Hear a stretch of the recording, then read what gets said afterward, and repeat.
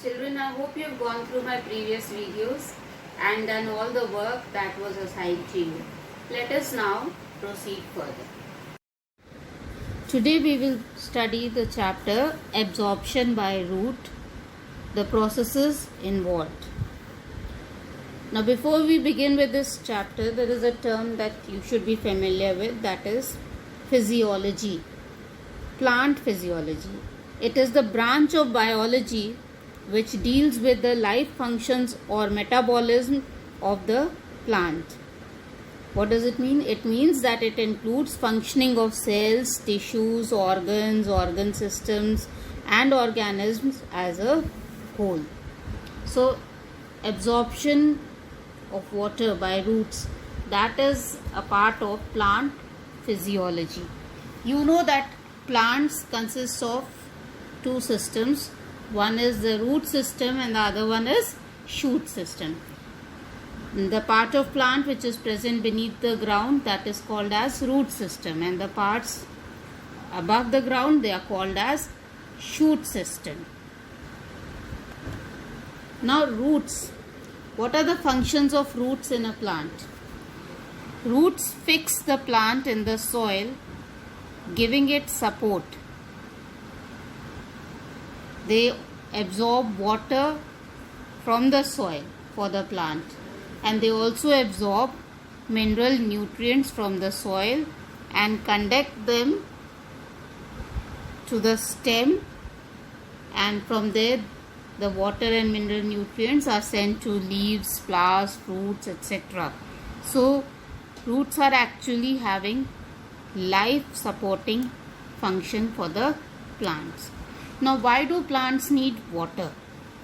Plants need water. A seed, the life of a plant begins from a seed, and seed germinates into a plant. So, first and foremost, for germination of seeds in presence of warmth, that is sunlight, oxygen and water, they give rise to a growing plant. So germination of seed cannot take place in absence of water. Next, mechanical stiffness. See, water provides turgidity. What is turgidity? It is a fully distended condition. You can take example of a balloon. When a balloon is filled with air or water, it is turgid. And when you remove the air or water from the balloon, it shrinks. So that condition is called as flaccid. Over here in the figure you can see this is a turgid plant containing water, and this is a flaccid plant. Alright. So the mechanical stiffness is provided by water, and that is necessary for stiffness of plant tissues. Next reason for which plants need water is the process of photosynthesis. Water is used up in the green leaves as a raw material in the synthesis of glucose. You know what is photosynthesis? Green plants containing chlorophyll in presence of sunlight, carbon dioxide and water produce glucose, food in the form of glucose, and this is the only living process through which oxygen is released into air as a byproduct. And you know that all living things depend on oxygen for survival. So it is a vital process for all living organisms. Plants also need water for the process of transpiration. A large quantity of water gets evaporated as water vapor during transpiration, for cooling in hot weather, for producing a suction force, etc. Just like we humans, we lose water from our body in the form of sweat. Plants lose water in the form of water vapor through a process called transpiration. So the water which is absorbed by the roots, it travels up through the plant, through stem, reaches up to the leaves, and from the leaf it is lost in the form of water vapor. In detail we will be studying about transpiration in this chapter. Now Next, water is needed by the plants for transportation. Transportation of substances in water solution from roots upwards to the shoots or from leaves to other parts, etc. What is the meaning of this? See, plants absorb not only water but also minerals from the soil. You know, for growing plants we put fertilizers and other chemicals in the soil. So those fertilizers, they contain like sodium, potassium, nitrogen fertilizers.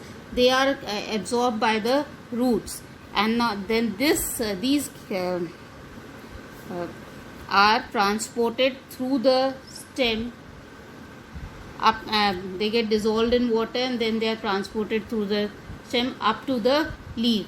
And you know that photosynthesis, just now I told you, for production of food in the form of glucose is taking place in the leaves, because leaves are the green part which contain chlorophyll, and photosynthesis cannot take place in absence of chlorophyll. So, but the food that is produced, glucose, is needed by not just the leaves, it is needed by each and every part of the plant. Stem also needs glucose, roots also need glucose. So again that glucose gets dissolved in water and it is transported from the leaves to the roots and other parts of the plant. So water is very essential for plants, and this water is absorbed by roots.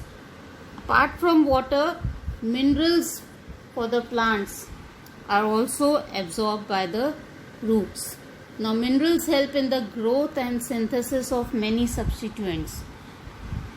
They are required by plants and are absorbed from the soil by only the roots. Some of the nutrients that are absorbed, they are absorbed as salts like nitrates, phosphates, sulfates, etc., and some simply as ions. For example, potassium, calcium, magnesium, chlorine, etc. These elements are required as constituents of cells and cell organelles, as well as in synthesis of variety of compounds or enzymes within the cell. Now, what are the special features of roots which allow it to absorb water? Roots have adapted themselves in a way so that they can absorb water from soil. The main features, characteristics of roots which allow it to absorb more and more water from the soil. The first is surface area of roots is enormous. Look at the roots of this plant shown over here. The roots are spread over a wide area.